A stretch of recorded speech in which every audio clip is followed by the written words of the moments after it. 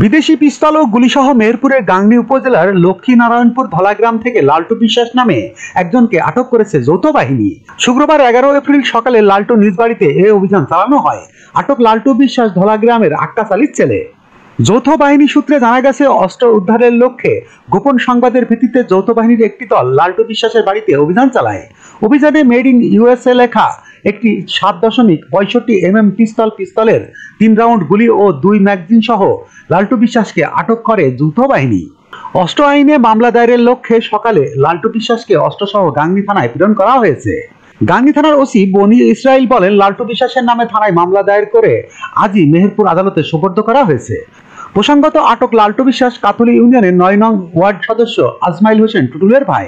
আজমাইল হোসেন টুটুল স্থানীয় বিএনপি নেতা। গত বছরের 17 নভেম্বর টুটুলকে নিজ বাড়ি থেকে একটি 1 শুটার, বন্দুকের 2টি কার্তুজ, ত্রাণের কম্বল, সরকারি কৃষি প্রণোদনার বীজ, সার ও কয়েকটি সেলাই মেশিন সহ আটক করেছিল যৌথ বাহিনী। বেশ কিছুদিন হাজতবাসের পর বর্তমানে জামিনে রয়েছে টুটুল। ASBD 24 সত্য প্রকাশে প্রতিশ্রুতিবদ্ধ।